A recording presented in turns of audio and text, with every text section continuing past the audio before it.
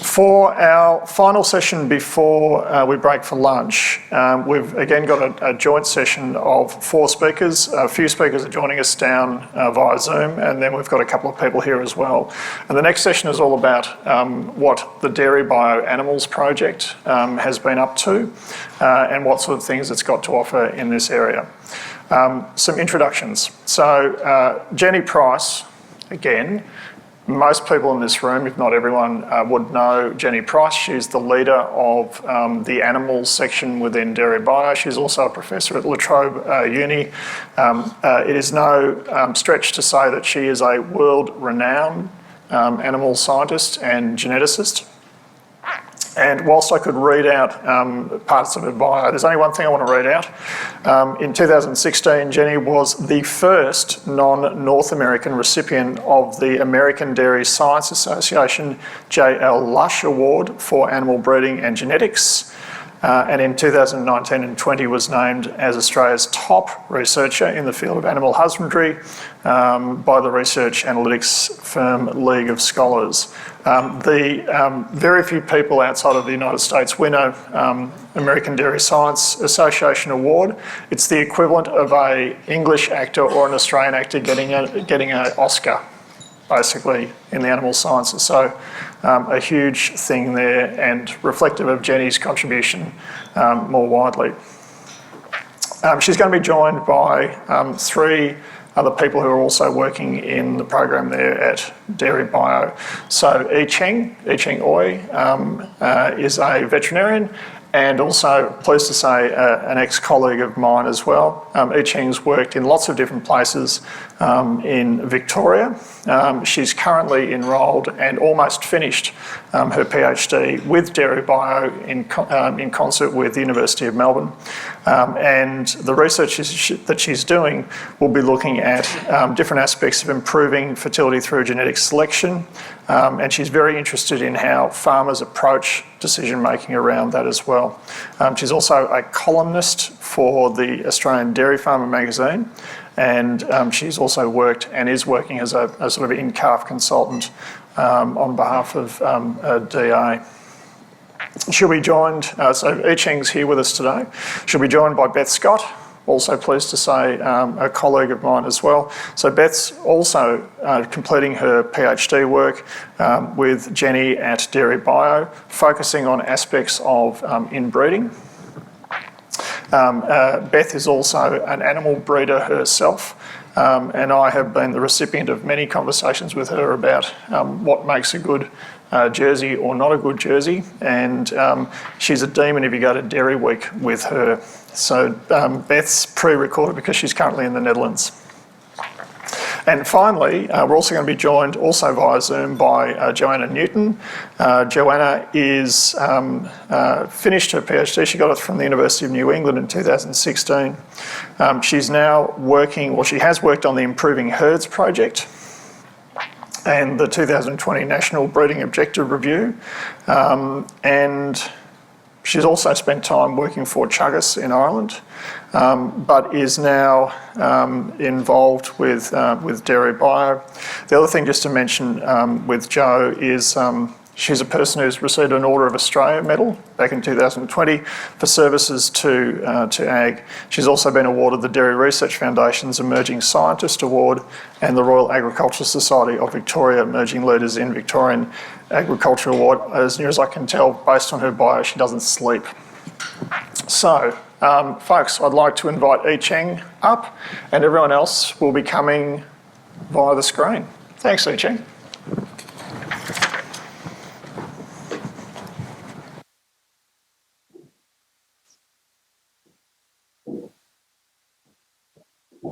All right, hello everyone, and so happy to be joining you by Zoom. Wish I was there in person, and what a difference a few days would make, because Agriculture Victoria employees are still following the recommendations, and we would be able to be with you this time next week, but today sadly not.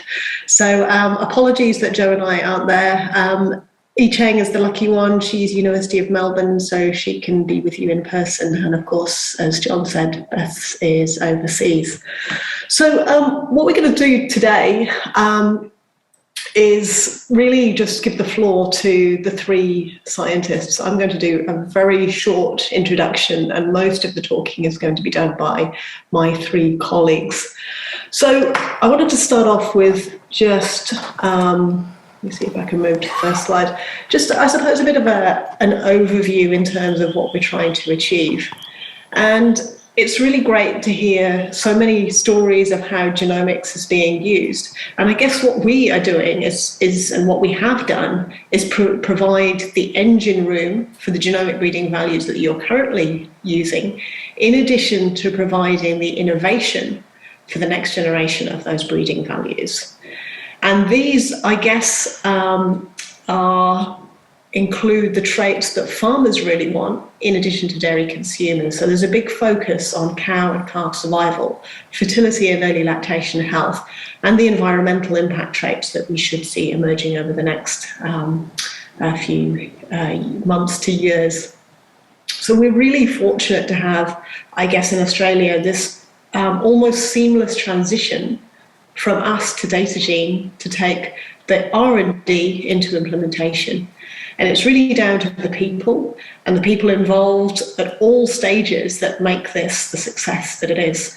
And I wanted to, I suppose, mention the two partners that we also work with very closely, in addition to DataGene, is the staff at Allen Bank, Agriculture Victoria staff, who help us with, providing the data for these next generation of breeding values. And the cows there, of course, are wearing apparatus to help record methane emissions. And also on top of that, of equal, if not greater importance, are the GINFO farmers that are providing this super high quality data to really take those innovations to the next level. And one of the things that we're currently doing, and actually probably the biggest challenge that we've had to date, is the development of this genomic breeding value for transition cow health.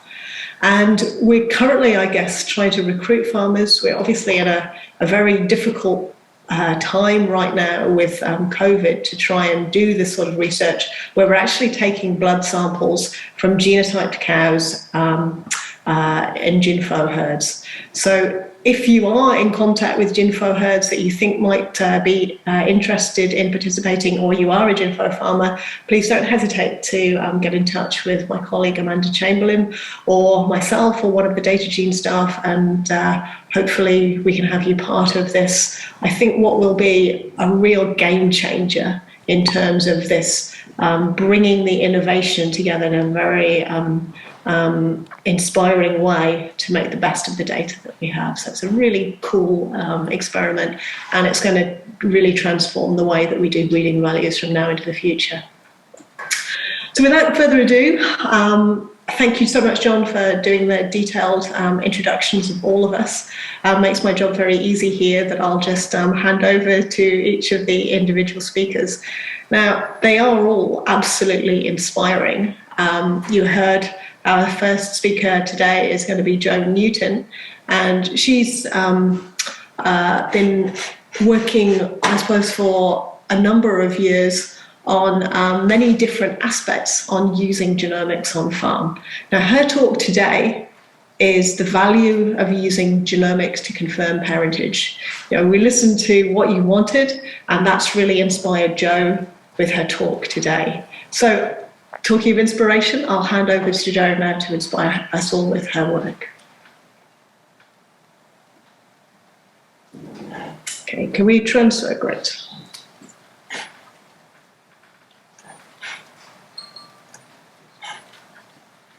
Great. I just need to be given permission to share my screen, please.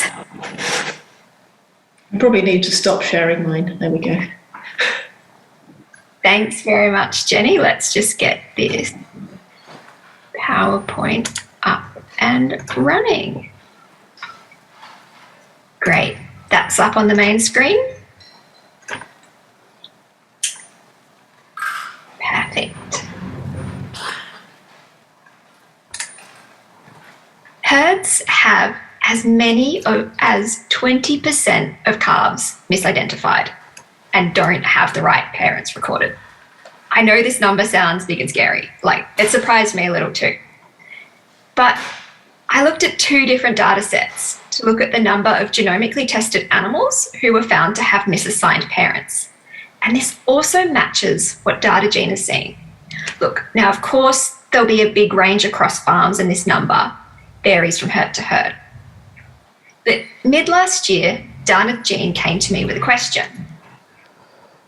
They wanted to know, what is the value of using genomic testing to confirm parentage? Because part of genomic testing is the opportunity to check the recorded sires and dams against what an animal's DNA tells us about who their parents are and discover missing parents.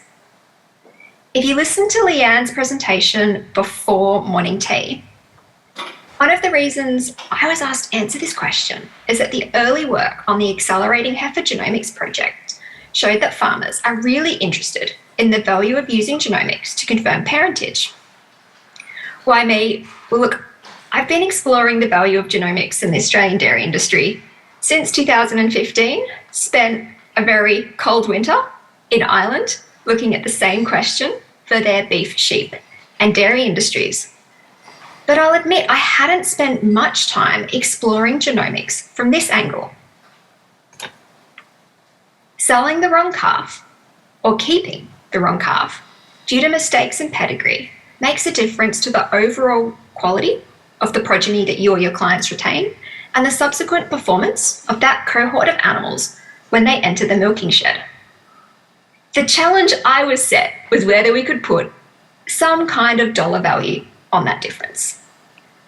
To start with, I looked at the frequency of different parentage errors. For example, how often did AI sires get mixed up and recorded, or how often were cows mixed up to be said to be pregnant to the herd bull when they were actually pregnant as a result of AI insemination. The next thing I did was look at the genetic merit of some different groups of bulls.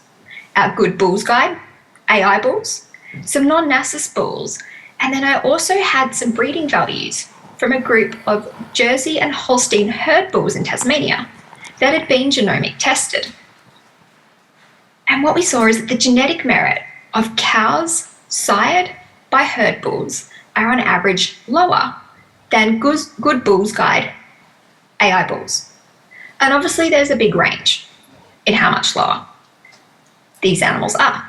But this difference in genetic merit translates into difference in the performance of the bull's progeny.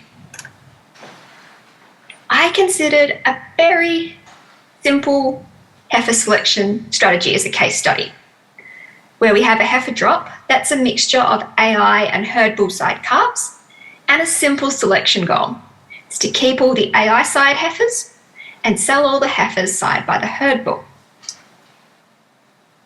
The impact of selling or keeping the wrong calves in a group of 100 heifer calves, if 1 in 10 of those calves are misidentified, that's going to cost us between $890 and $2,700 in expected profit over the lifetime of those heifers. If 1 in 5 of those calves are misidentified, that's then costing us between $1,685 and $5,500 over the lifetime of those animals. These values have come from a herd with an average reproductive performance and replacement rate. And we've considered a range of different genetic merit. That's why we've got a range up here. Even with the best of record-keeping systems, mistakes in pedigree errors happen. These errors could be costing you or your client's business thousands of dollars. So there is value in using information from genomic testing to confirm parentage.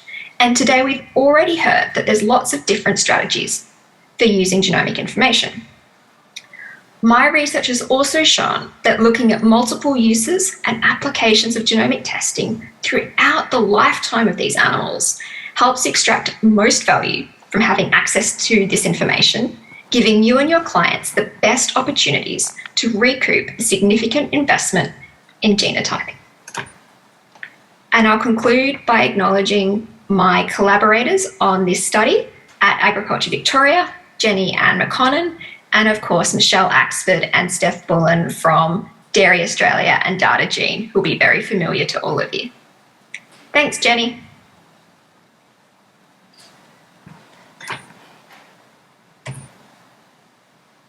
Thank you very much, Joe, for that presentation. What we'll do is we'll hold off questions until the end of this session, just to give all speakers an opportunity, I guess. But if you do want to ask a question, please put it in the Slido, and hopefully we'll have a bit of time at the end. Our next speaker is a recorded presentation. Beth Scott is currently doing a PhD with us, and she's going to talk today about her work on genomic inbreeding, and especially in relation to selecting for specific alleles, so things like POLD or the A2 variant. So if you could please share Beth's video, that would be fantastic. Just as an aside, Beth also does quite a bit in terms of inspiring the next generation. I took my daughter to where she keeps her Jersey calves a couple of weeks ago, and she did a wonderful job with my 5-year-old, who looks like she might be quite interested in following the family tradition of showing calves. Can you share the video, please? Thank you. Awesome. Legacy bulls. Bulls that have had a tremendous influence on the breed. Perhaps one of the more recent legacy bulls is Planet. He's only the 9th bull in the world to sell more than 1.5 million doses of semen. He's A2A2. He's got more than 90 sons in AI in Australia and more than 250 grandsons. Is he in too many pedigrees?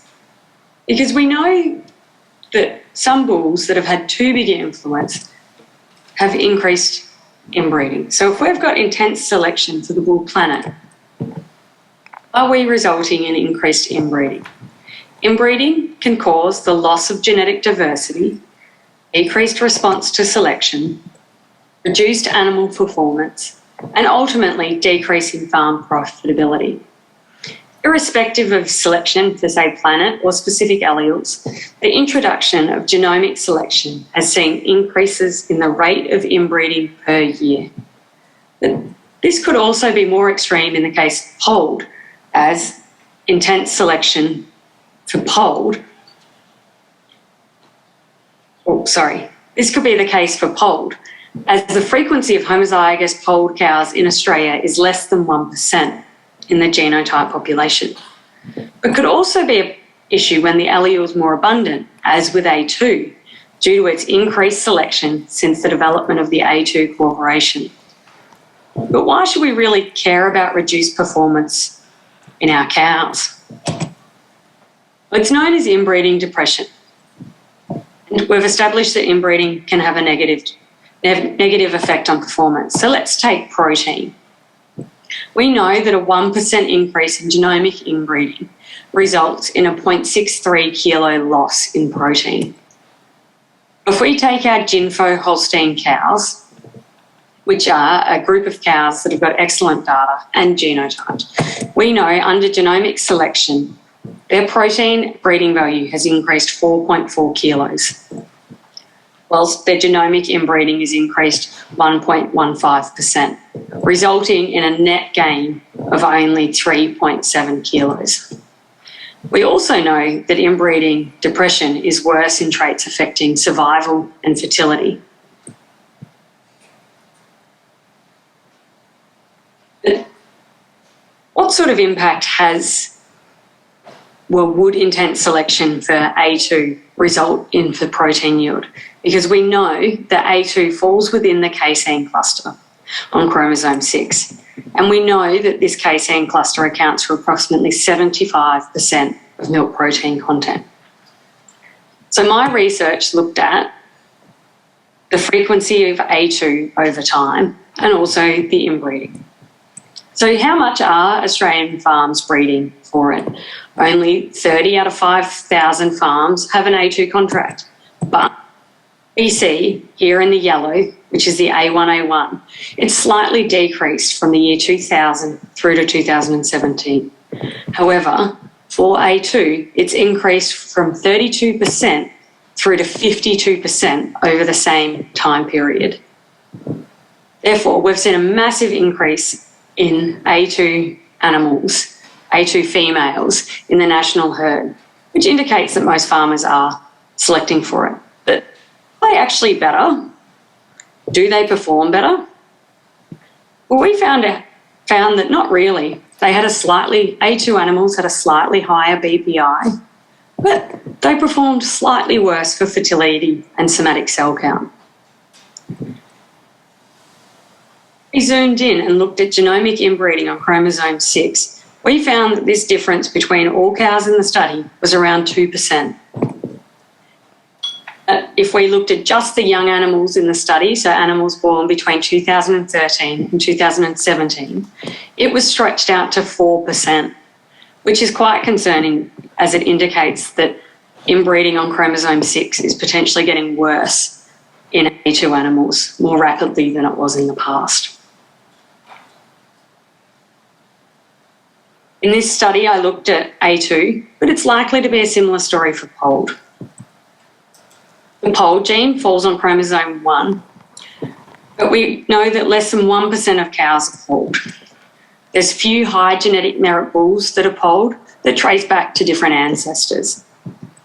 And we also know that the POLD region is located near a region that causes early abortion in Holstein. I'm still in the process of writing up my paper, but in this study we found that A2 animals were more inbred. Inbreeding depression from A2 could be reducing milk protein production in cows and could pose a concern as they are more likely to be carriers of deleterious alleles, particularly in these younger A2 cows.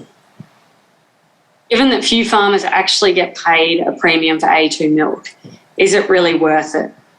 The benefits of allele-specific selection need to be balanced up against its shortcomings. And if I can give one takeaway message is to just make sure that you're running your bull teams through an inbreeding program, particularly if your farmers are interested in selecting for specific alleles. Thank you. Right, that's great. Thank you. It seems like we are going through all different forms of presenting with a live presenter, video, and finally with Dr. Ee Cheng Ooi, who's moving to the podium now, a live presentation. So John's given an introduction to Ee Cheng already, and I guess the only thing I would add is that Ee Cheng's doing a really interesting PhD with the University of Melbourne in conjunction with us at DairyBio to look at all different aspects of the fertility breeding value. And today she'll give you a bit of an insight into her research. So over to you, Ee Cheng. Thank you. Thank you, Jenny. Is this microphone on? Okay, cool. When I first started this research project with the University of Melbourne, I was doing my dairy clinical residency and working as a cattle vet in Rochester Veterinary Practice in Northern Victoria. And I knew absolutely nothing about genetics. But I did know about fertility, and I was consulting with farmers trying to improve their herd reproductive performance. No matter what big problem I diagnosed on farm, whether it was a transition cow management problem or a heat detection problem, I'd always just throw in a few words of advice about genetics. I'd really push the limits of my genetics understanding and say, hey, maybe you should select some high daughter fertility sires. That was it. The reason I did this was because it was really easy. It was so tempting to give this advice because compared to preferentially weighing and feeding heifers every 3 months, the thought of improving fertility by sitting at a kitchen table with a nice warm cup of tea and saying, hey, instead of this bull, I'm going to select this bull, that seemed like a walk in the park, a park where heifers weren't jumping through fences and taking off down the back paddock. So it was to my surprise when I found out that farmers didn't always want to do this. Why wouldn't they want to do something that's actually pretty easy and could help improve fertility?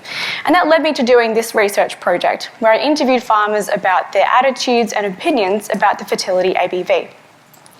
There are a lot of interesting findings from this paper, which went on to spawn other papers. But for the purposes of this presentation today, I want to focus on 3 groups of responses. The first responses came from farmers who would say something a little bit like this. They would say, Ee Cheng, look, genetics, it's just a hobby and we're in the business of growing grass.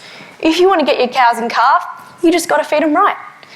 And this group of farmers often didn't really care about genetics. Some of them didn't know you could select for fertility. But what they really lacked was confidence in the impact of genetic selection. The second group of farmers were completely the opposite. They'd say, Ee Cheng, I love genetics, but I never select bulls based on the Australian breeding value system. The data that goes in is just dodgy and there's not enough of it, so I only select bulls based on American, New Zealand, Irish or the Scandinavian system. So those farmers didn't really believe in the impact, well, they didn't really believe in the Australian genomic evaluation system. The third group of farmers I spoke to were somewhere in the middle, and they would say things like, Ee Cheng, semen sellers will tell you anything to sell you a bull. This daughter fertility ABV, it's probably just a marketing gimmick. But just in case it works, in several years, if it's proven, that's when I'll consider using it. So those farmers didn't believe in the efficacy of the daughter fertility ABV.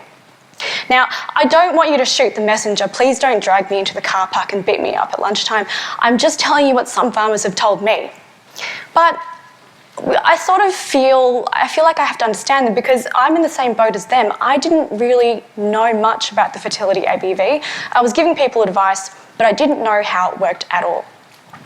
So I went back to those farmers and I said, hey, maybe we should try and answer one simple question. And they all agreed and they gave me their data so that I could do this. And that question that we wanted answered was simply, do high fertility ABV cows perform better in real life than low fertility ABV cows? And I've emphasised in real life because we didn't want to know if it worked better in theory or on paper. We wanted to know in the cows that we worked with on the farms that we were working on. So the data I collected, there was heaps of it. I had 87,000 cows, about 230,000 calving records, and almost 500,000 mating and preg test records. So my clients and I, we knew that if there was something there to be found, we would be able to find it. But we didn't just look at the raw data. We know that there's a huge number of factors, both environmental and management related, which contribute to fertility outcomes. So in order to isolate the pure effect of genetic selection on fertility, we had to control for all of those other factors. So I adjusted my results for the effect of milk yield, milk protein percentage, age, breed, year, season. I even went to the weather stations near my farms, collected hourly temperature data for the last 30 years, just so I could control for the amount of heat there was on the day of insemination. That's how dedicated I tried to be to making sure I got a correct answer. Now, for factors where I didn't have data, I used statistical techniques to control for unmeasured variables, so we could be confident in what I was doing. Now, this all amounted to a really complicated and laborious analysis. To give you an example, it took over 150 days to run the Holstein-Friesian model on the DairyBio supercomputer. And I tell you this not just to make myself feel better about the fact that I started the project in 2016 and only submitted the paper to Journal of Dairy Science a week ago, but because I want you to know that I have full confidence in the results that I'm about to show you. Okay. So this is the result slide. 1 point of the daughter fertility ABV was associated with a 5.6% increase, or relative increase, in first service conception rate. And for the Jerseys, that was 7.5%. We had a similar result for 6-week in calf rate and a slightly smaller result for submission rate. I've also included the p-values and confidence intervals just to hammer home how confident I feel about the statistical significance of this result.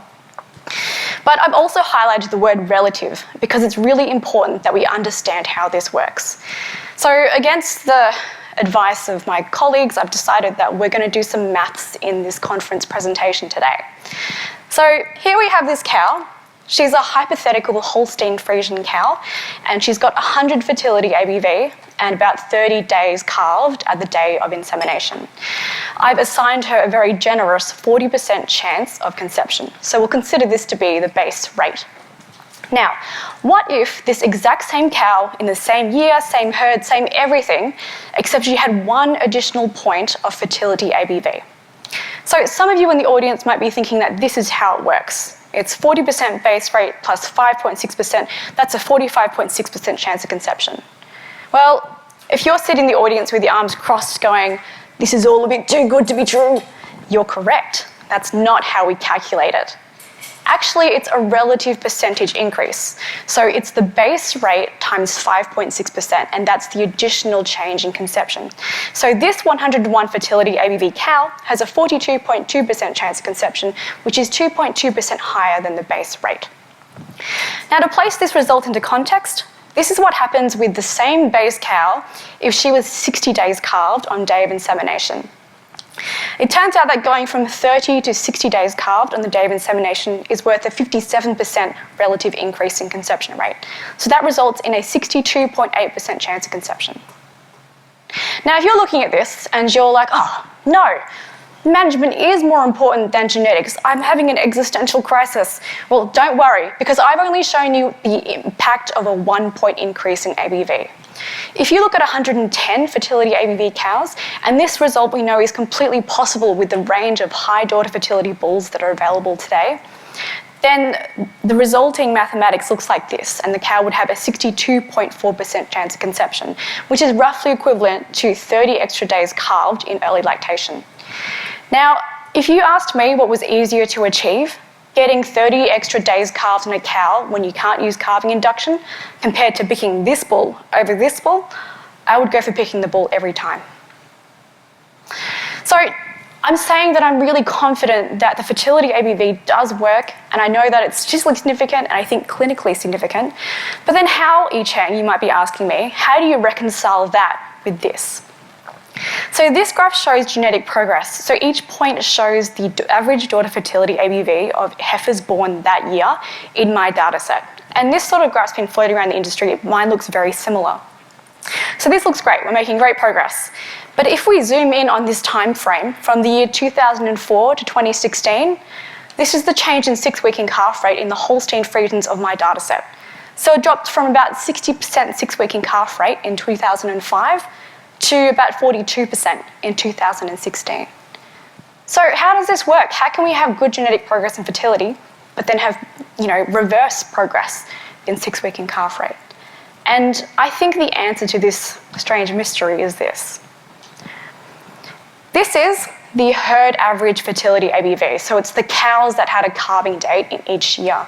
And what you'll immediately notice is that there is a lag phase between the heifers and the cows. And when you think about it, it's actually pretty obvious. The time taken for a farmer to make a decision to buy high fertility semen, then inseminate his cows, get the heifer on the ground, get that cow joined and have it into the milking herd, that gap is about 3 years.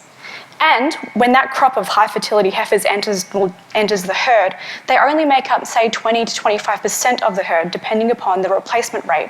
So they're only contributing a small amount to the total average herd fertility ABV. So what I'm saying is that in this data set, fertility progress, herd average fertility progress has been slow. In fact, if you look at it, it takes about 9 years to increase the herd average fertility ABV by 1.75 points from the year 2007 to 2016. Now, if we do the same maths previously, if we assume an average herd 6-week in calf rate of 50% and go through the maths, that's a 54.7% 6-week in calf rate that's been achieved from 50% over almost a decade of progress. So when you see this, it's not surprising at all to me that farmers may not have seen this improvement from genetic progress. And when you throw on top of this all the environmental and management changes that can occur to obscure genetic progress, then I don't think it's surprising at all that farmers might say, well, is the fertility ABV actually working? So my response to that would be, yes, it is working, but you have to choose them consistently. And I think that genetic progress will accelerate, especially if you're using genomic testing or using some of the strategies that John Morton talked about in his presentation. And that's the main take-home message from my slide, but I also will say that management still is important. I think you have to select high daughter fertility bulls, but also remember, 30 days calved has a huge impact. So making sure that you're tightening your calving pattern and working on management is also important. Okay, thank you very much.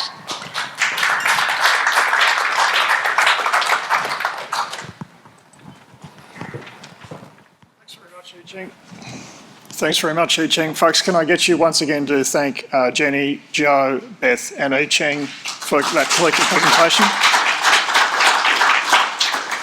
So unfortunately, we are tight for time, so we haven't got time for questions now. But can I suggest if anyone in the room has questions for any of the speakers, Ee Cheng, are you happy to take those questions on notice and feed them back? Is that okay? Oh, yeah, sure, yeah. Cool. Okay. Thanks very much for that.